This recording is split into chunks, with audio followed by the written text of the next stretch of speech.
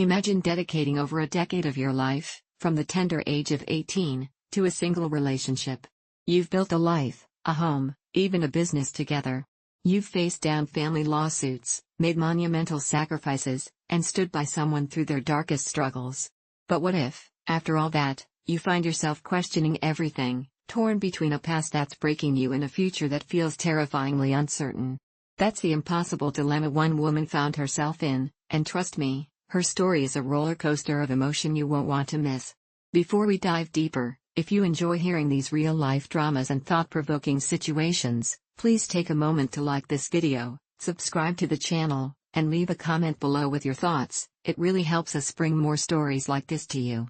Our storyteller, a woman who we'll call Sarah, was just 18 when she met her fiancé, Mark, who was 21.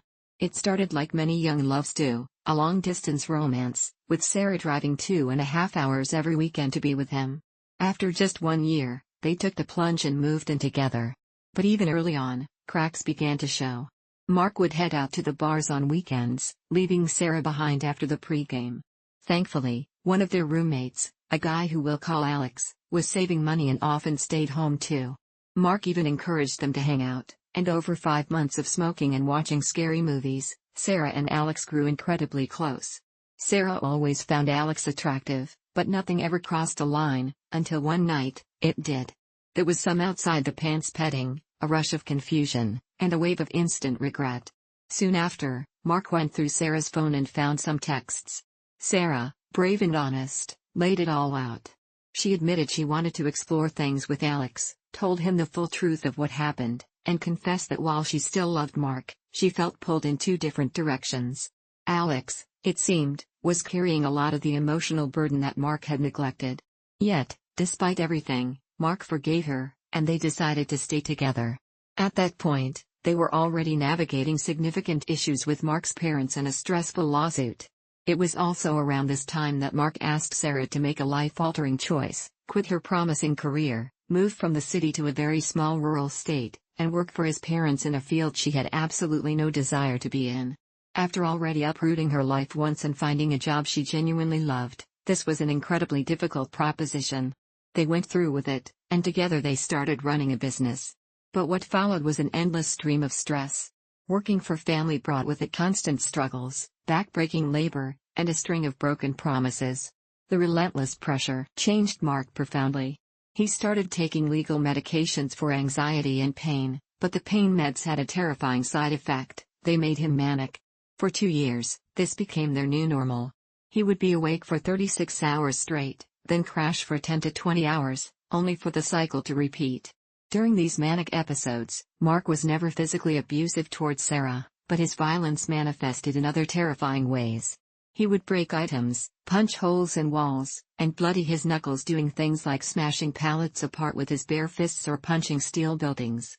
His eyes would go in different directions, his speech would slur, and he'd spill food all over the floor and himself, leaving Sarah to clean up the mess. He offered no help with housework or pet care, despite Sarah doing an immense amount for the business, alongside her own demanding full-time job. His work was manual labor, and it was brutal, just him, enduring terrible conditions. He would scream at Sarah, unleashing horrible, nasty, targeted comments. He was bad with money, constantly fought with others, but was, unapologetically, himself. Despite all this, Sarah knew he loved her deeply, and she recognized he was going through an immense amount of personal struggle. He still gave compliments. He was a skilled builder, great with directions, tall, attractive, and funny. They talked a lot, and when it happened, their sex life was great, though she wished it happened more often. After 8 years together, amidst all this chaos, they got engaged. But the story doesn't end there. In year 6, before the engagement, Mark had gone to a neighboring city with a group of mutual friends. He met a girl there, hung out with her on and off over the weekend, and eventually ended up at her house, climbing into bed with her, though he insisted they just talked. Sarah discovered this by finding something on his phone a few months before he proposed. When confronted, Mark admitted he did it at the peak of his stress with his parents and the business, fearing Sarah would leave him anyway. Now, in year 11, the situation has come full circle, but with a new twist. Sarah recently met a newer mutual friend of Mark's. They hung out in a group 3 times, and each time, Sarah found this person uncannily similar to her. He was attractive, masculine, kind, and surprisingly, also loved her fiancé. Then, one night, Mark got completely trashed at a bar, couldn't even stand, and ended up having to sleep in this new friend's bed. This left Sarah and the friend alone to talk for 8 hours straight. Nothing sexual happened, although they both openly admitted they wanted to. It would have been, as Sarah put it, extremely messed up. But in those 8 hours, she felt a massive, undeniable connection with this person, a connection she never thought she'd experience again. And now that it has, she's utterly unsure if she should stay in her relationship with Mark. She knows she can't be with this new person, not only because he's Mark's friend, but also because she needs a large break from any relationship for her own sanity. Mark, once again, has forgiven her. But Sarah questions if she even should be forgiven. She wonders if this happening twice, an emotional straying, means they aren't meant to be, and that no matter what Mark has put her through, he deserves a loyal partner. The thought of walking away is terrifying. It means possibly never having children, quitting her job, leaving some of their beloved pets, making substantially less money, facing the dread of dating again, and the overwhelming fear of perhaps never finding love. But the alternative, the other side of the coin, is a great adventure into a new life where she gets to make her own decisions, a life where, one day, she might truly be happy. What an agonizing choice, wouldn't you agree? This isn't just about love, it's about an entire life built, a decade of devotion, and the terrifying unknown.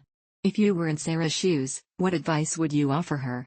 What would you tell her is the right path to take? Share your thoughts and wisdom in the comments below. And don't forget to like this video and subscribe for more compelling stories that make us all think about life's toughest decisions.